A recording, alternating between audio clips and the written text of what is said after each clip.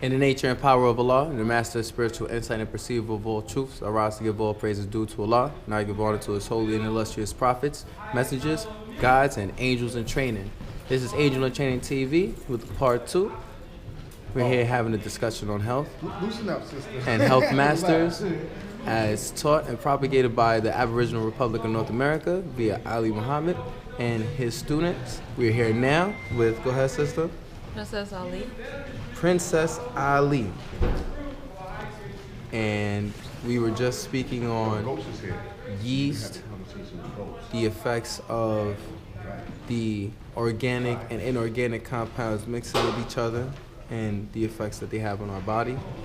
And I wanted to ask a few questions in regards to certain foods that we do consume, just so that we can be aware of what's going on. You know, you mentioned Whole Foods and Trader Joe's. And as a vegan, I'm a vegan. I found an alternative for cheese that wasn't soy, which is called diet cheese. Yeah, it has yeast. Yeah, I was informed today that now, you know, I also have been being taught by a born mastermind of law, and so he was also he had been teaching about not eating yeast since I remember, since last year.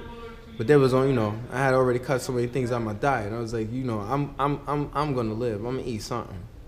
But as I continue to grow, It's a bacteria, so right, you know, we continue to grow. We learn new things. we evolve. So now, explain to us about that yeast. Not alternatives yet, because a lot of people, they're not going to want to alternate unless they know why. So tell us about the yeast in the diet cheese and why it could be harmful. Well, you know, a woman who is clean and she eats the yeast with the cheese, she will start to produce a yeast infection and she'll start getting a discharge in her vagina. And that's when the bacteria starts. Right. So you don't want that. You don't want any inorganic object in your body at all, because your stomach has a flora, and the bacteria is good and bad, but the bad can't overcome the good, to put it simply. And so you want to make sure that instead of taking antibiotics, you want to take a probiotic, because it keeps the good bacteria at a higher count than the bad bacteria, or keep it balanced. Okay. So what probiotic like what?